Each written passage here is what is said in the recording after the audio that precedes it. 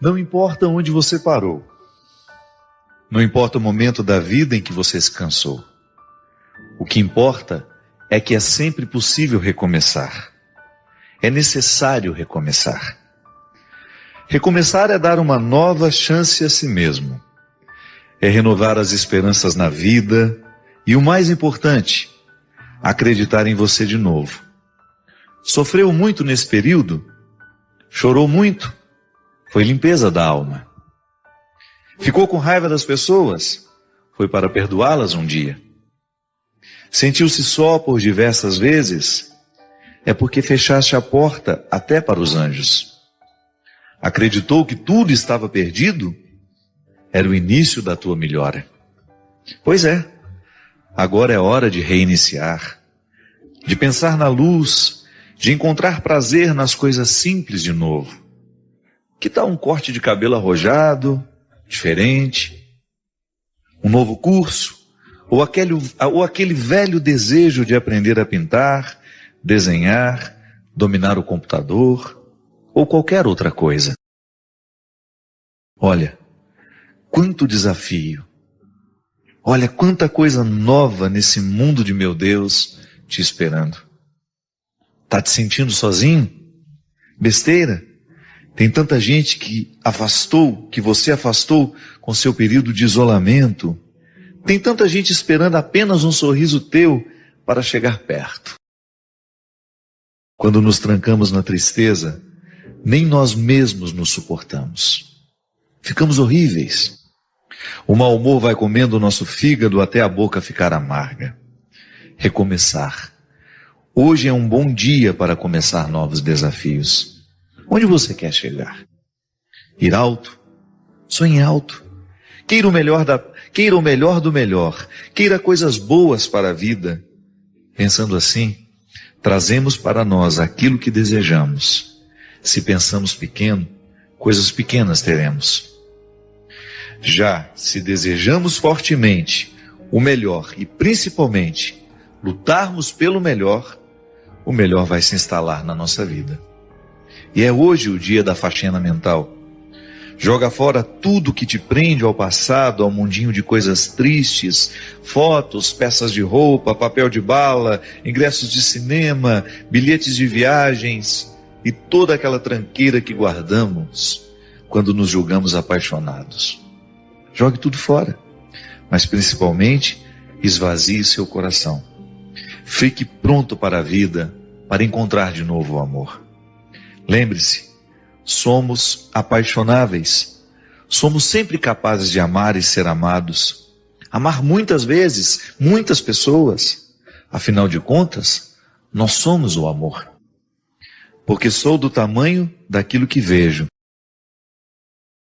Que é justamente a gente poder agradecer a Deus pela amizade que Ele tem com a gente. É tão bonito a gente ser amigo de alguém, não é verdade? É tão bonito a gente passar pela experiência da confiança. A gente dar graças a Deus porque a gente tem amigos. Uma das coisas mais preciosas que nós podemos ter na vida é alguém em quem a gente confia, alguém a quem a gente confia a nossa vida. Quando você percebe que Deus segura a sua mão por forças humanas de pessoas que estão aqui do nosso lado. Afirmar o amor de Deus é, na verdade, afirmar a amizade dele por nós. Há um documento da igreja que começa de maneira muito bonita, dizendo que Deus se entretém com os seus amigos.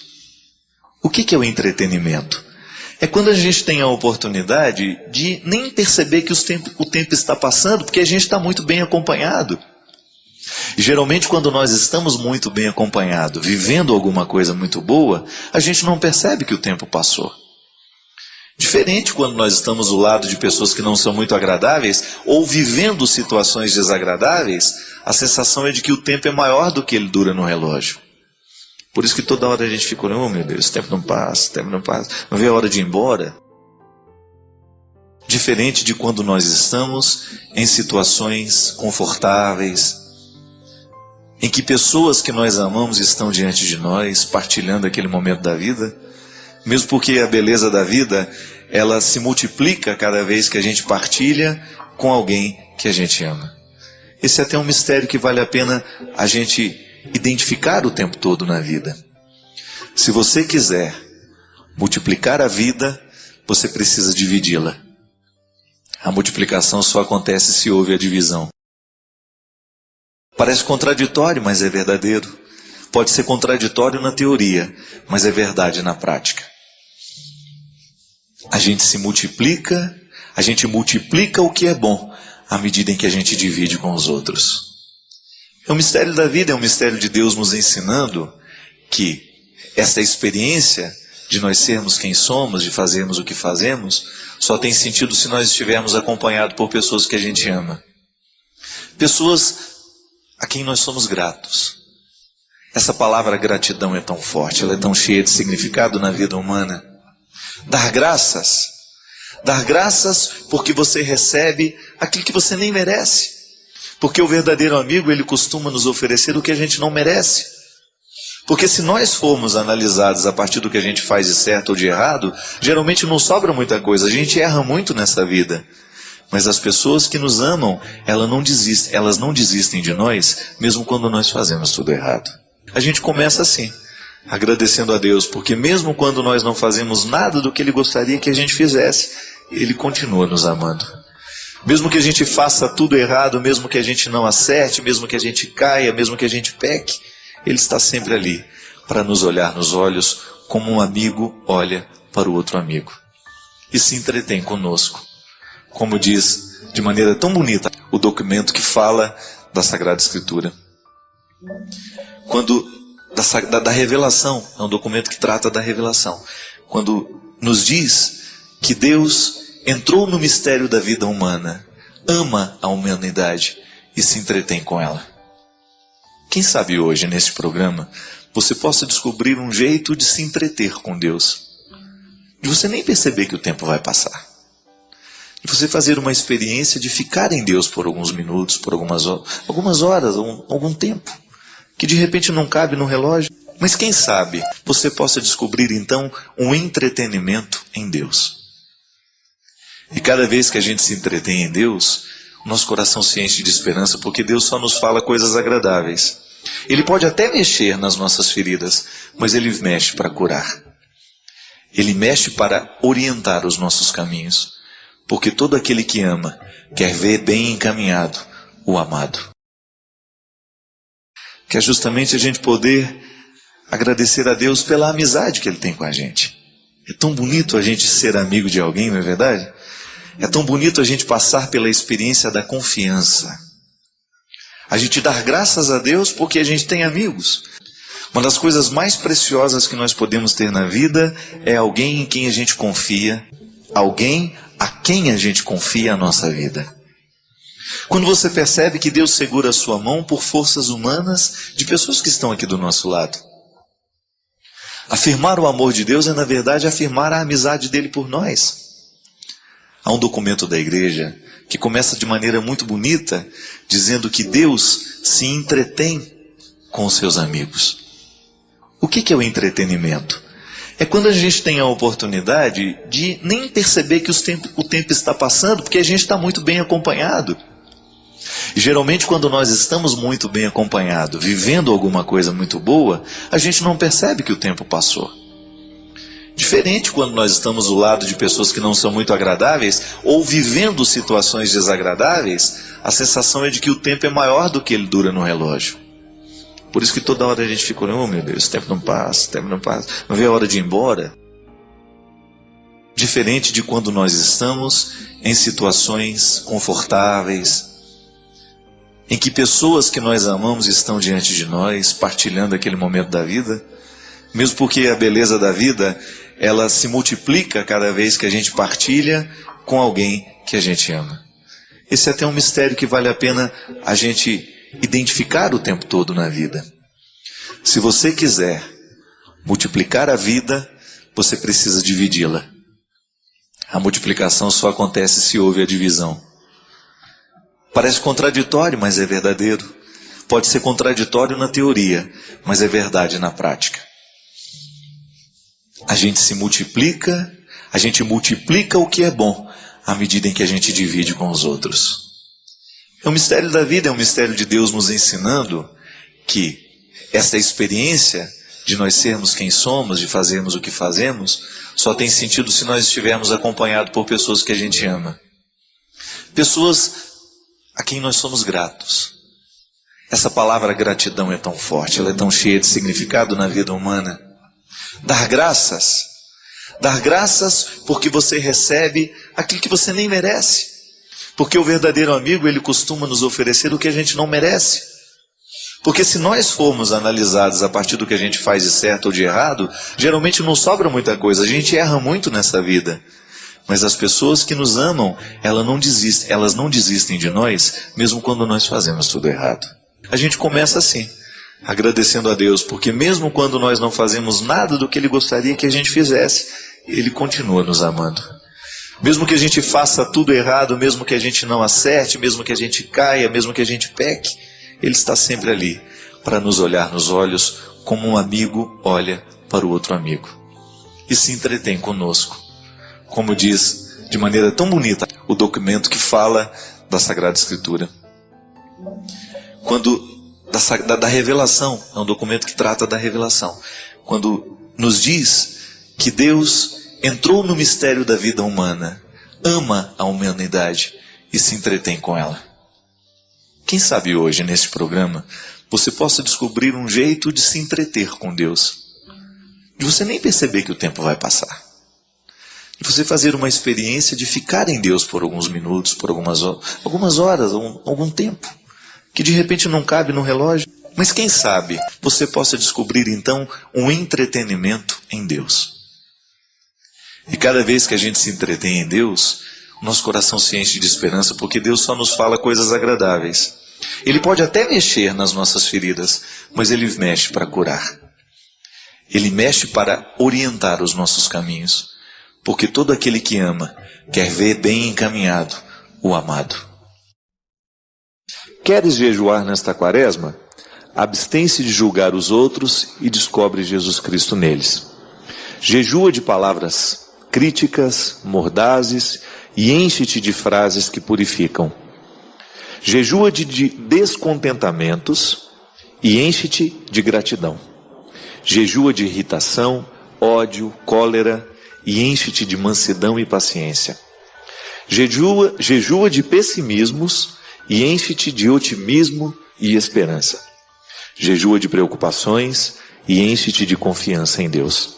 Jejua de lamentações e lamúrias e enche-te de coisas simples da vida. Jejua de pressões e enche-te de orações. Jejua de tristeza e amargura e enche-te de alegria no coração. Jejua de egoísmos e enche-te de compaixão pelos outros. Jejua de rancores e enche-te de atitudes de reconciliação. Jejua de palavras e enche-te de silêncio para escutar os outros. Jejua de pensamentos e fraquezas e enche-te de promessas que inspiram. Jejua de tudo o que te separa de Jesus e enche-te do que te aproxima dele. Às vezes a gente fica esperando, né, pensando, oh meu Deus, qual é o sacrifício que eu vou fazer nesta quaresma? Algumas pessoas dizem, eu não vou tomar cerveja a quaresma inteira. Quem dera se esse sacrifício durasse o resto da vida, não é verdade? Não vejo nada contra a cerveja. Acho que existem pessoas que verdadeiramente sabem beber uma cervejinha de vez em quando com os amigos, sem que isso se transforme num problema. Mas a minha experiência me mostra que às vezes essa cervejinha socializada, ela se transforma num problema sério para aquela pessoa que faz isso.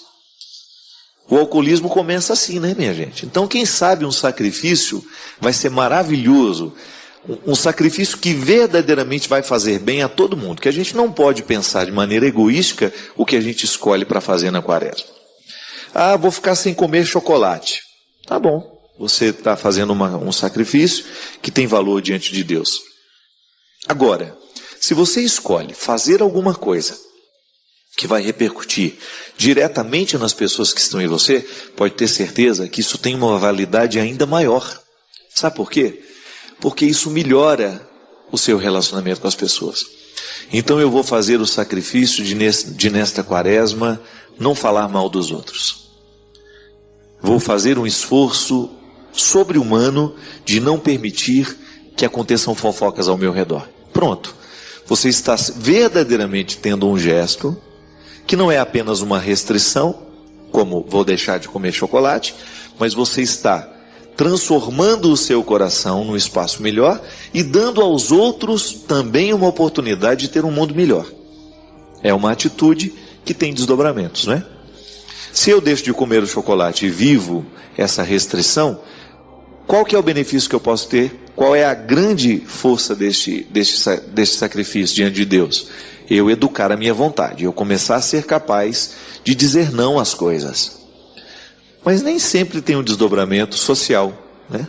O meu gesto de não comer chocolate nem sempre vai melhorar o meu jeito de ser com aquelas pessoas. Agora existem coisas, como está aqui, né, elencado de maneira tão bonita, né, que se a gente faz, vai ter repercussão nos outros. Por exemplo, eu vou jejuar de palavras críticas e vou me encher de palavras que purificam. Então eu vou transformar, com certeza, quando eu deixo de ter essa crítica o tempo todo mordaz, né, muitas vezes destrutiva, e começo a encher o meu coração de palavras que inspiram, as pessoas com quem eu convivo, com quem eu trabalho, vão ser beneficiadas com o meu comportamento. Se eu começo a jejuar de irritação, de ódio, de cólera, e me encher de mansidão e paciência, meu Deus do céu, como isso vai ser bom para as pessoas que convivem comigo. Ou então imagina, aquela pessoa irritadinha com quem você trabalha, se ela fizesse o jejum de não ficar irritada, de guardar um pouquinho a irritação dela, você não agradeceria? Tenho certeza que sim. Porque não tem nada pior do que você conviver com uma pessoa que odeia o tempo todo, né? Que está sempre pronta para destruir o mundo, né? Que está sempre pronta para jogar uma bomba no lugar que trabalha, né? Que está sempre irritada. Tem gente que parece que está ligado no 220, né? Brava, né? Lá no Nordeste eles têm uma expressão interessante, como é que é? Parece um siri na lata. Prende um sirizinho dentro da lata para você ver a agonia que ele fica. O tanto que ele fica louco para sair ali de dentro.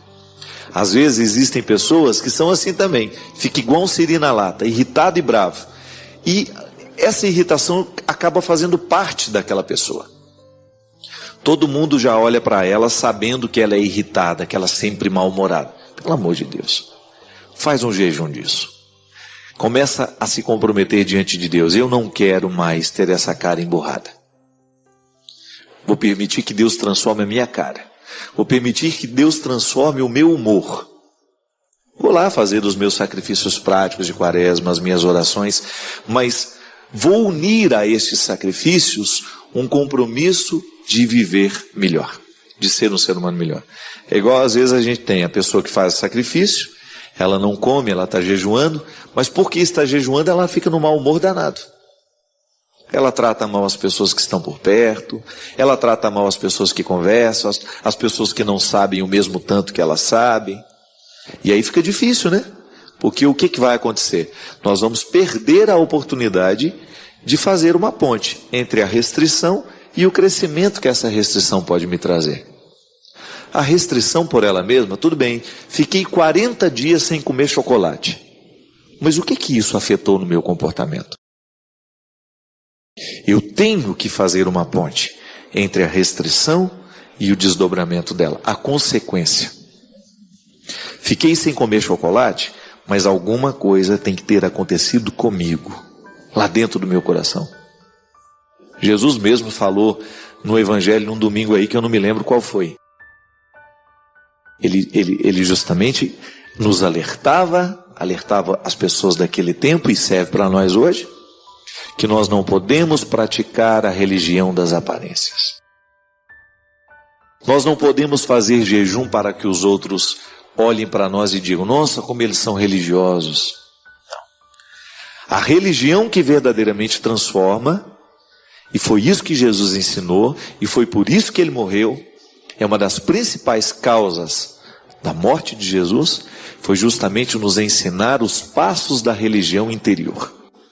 Vou dizer para vocês, olha, eu como padre, eu sinto isso na minha pele, sinto isso com as pessoas que trabalham comigo. A religião por obrigação, ela não transforma a gente. Fazer porque tem que fazer porque chegou a hora. Nem sempre nós conseguimos fazer. Não estou dizendo que a obrigação não é importante. É importante sim, faz parte do nosso processo de maturidade. Saber que nós temos obrigações a cumprir. Mas se a gente não faz uma ponte da obrigação com o crescimento que essa obrigação traz para a nossa vida, nós vamos começar a repetir ritos e gestos inférteis.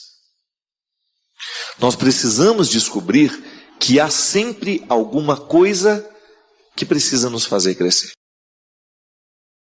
Há sempre um detalhe na restrição que precisa ser observado para que o todo da minha vida seja transformado por aquele detalhe. É um poder interessante isso, né? Você sentir que há um detalhe que vai transformando o todo da vida. É por isso que a quaresma é um tempo forte de jejum, abstinência e oração. Mas não significa que ao longo do ano isso não faça parte da vida cristã. Toda a vida cristã é feita de sacrifício. Aí você vai, nossa, mas que visão dolorista de religião, hein, padre? É porque, na verdade, a psicologia já nos ensinou isso. A vida nos ensina isso o tempo todo. Nenhum ser humano pode ser grande, nenhum ser humano pode ser verdadeiramente grande se ele não passa pelos sacrifícios diariamente. Se ele não vive as restrições de cada dia. E a gente seria uma ilusão da nossa parte pensar que nós vamos conseguir grandes coisas na vida se a gente não sacrifica para alcançar. Você acha que viver fidelidade, casamento que durou 50 anos, 60 anos, como a gente viu no passado, você acha que as pessoas conseguiam isso de qualquer jeito? Não.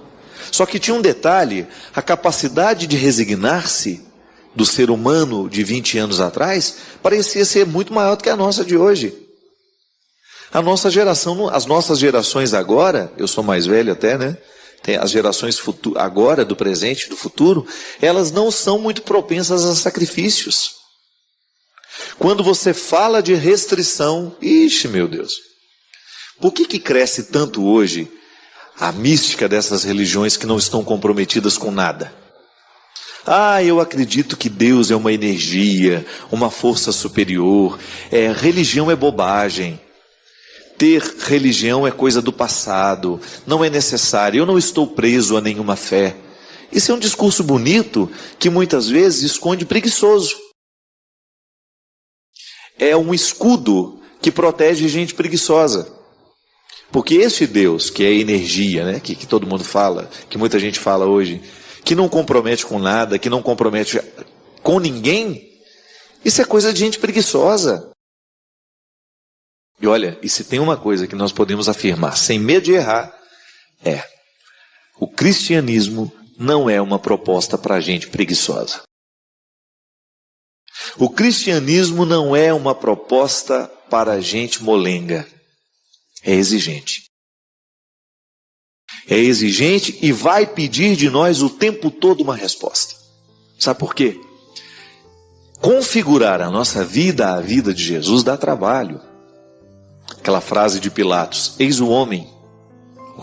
Quando Pilatos apresenta Jesus para ser crucificado, né? Para ser condenado, para passar por todo aquele suplício. Eis o homem. Ali existe uma verdade antropológica, que nós fazemos a leitura agora, né? A teologia faz uma leitura desta frase de Pilatos. Então em Jesus nós temos o modelo de humanidade. E quando a igreja nos propõe a conversão, e a quaresma é um tempo forte de conversão, a igreja está nos propondo isso. Olhem para Jesus, sejam como Ele. É o único caminho seguro de salvação. Olhar para Jesus, descobrir que Ele é o referencial daquilo que nós precisamos ser. A igreja é um caminho para nos ensinar isso, para nos levar isso. A igreja é o sinal desta salvação. É por isso que nós não podemos acreditar numa fé que não nos comprometa com realidades concretas. Acreditar num Deus que não mexe no meu jeito de ser, acreditar num Deus que está só dentro do livro, que é um poema bonito, né? Outro dia eu ouvi o Dunga dizer, e ele tem razão, nós não podemos transformar a profecia em discurso banal. Nós não podemos esquecer a profecia. A poesia é bonita, mas a poesia tem que ser profética. Ela tem que ser lugar da verdade. Ela tem que ser lugar que mexe com o nosso coração. Quando eu escuto uma coisa bonita, aquilo me emociona. Mas esta emoção tem que mobilizar uma ação. É assim que a gente vai se configurando ao Cristo. O que é o sacramento? O sacramento é uma oportunidade que a igreja nos oferece de apressar esta configuração. Quando eu confesso os meus pecados e recebo do Padre a absolvição, em nome do Cristo, eu apresso a minha chegada. Eu apresso a minha aproximação de Jesus. Minha gente, é a mesma coisa. Eu gosto do meu pai. Admiro o meu pai. Você admira o seu pai. Você gosta do seu pai. Você começa a querer ser como ele. Você presta atenção no jeito como seu pai age. E existem situações que apressam o seu jeito de ser como seu pai é. Você vai descobrindo. Seu pai é engenheiro. Você descobre que tem um curso. Você faz uma engenharia. Você começa a ser mais como ele é. Seu pai era, digamos, um homem presidente de tal clube. Você quer ser também presidente, para ser como ele. É engraçado isso. A identificação é um processo humano que não tem outro desejo senão apressar o nosso jeito de ser, para a gente ser mais ou menos igual ao outro. Vai lá no exemplo mais baixo que pode ter, né? Você gosta daquela atriz, acha aquela atriz fantástica. Aí um dia você se pega cortando o cabelo igual ela. Você se pega prestando atenção como é a roupa daquela atriz. Aí você começa a se vestir parecido. Isso é identificação. A vida humana ela está o tempo todo ligada ao processo das identificações. Eu me identifico com aquele escritor e de repente começo a escrever dentro de um mesmo estilo. Você não faz igual ele. Mas você começa a ter estilo. Por isso que quando você vai analisar um autor, você vai descobrir quais são as influências que ele recebeu para produzir aquela literatura, para chegar àquele resultado de texto. A vida cristã é a mesma coisa. Quando alguém olhar para a nossa vida, as pessoas precisam descobrir alguma coisa de Jesus ali. Porque senão significa que nós ainda não chegamos nem perto dele. É um processo para a vida inteira, não fica desanimado não, viu? Mas é preciso descobrir algumas coisas que apressem esse jeito de ser. Eu preciso apressar todos os dias o meu jeito de ser, para ser parecido com Jesus. Eu não tenho outro referencial. Por mais que eu admire as pessoas, por mais que eu admire os humanos que estão do meu lado, eu quero correr atrás de Jesus, eu quero ter o olhar dele, eu quero ter a simplicidade dele, eu quero ter a capacidade que ele tinha de amar. Eu sou cheio de defeitos. E toda vez que eu olho para os meus defeitos, eu sempre olho para esses defeitos, tendo como referencial a pessoa de Jesus. Porque ele não me desanima deles. Jesus me faz olhar para esses defeitos a partir de um olhar terapêutico, de correção.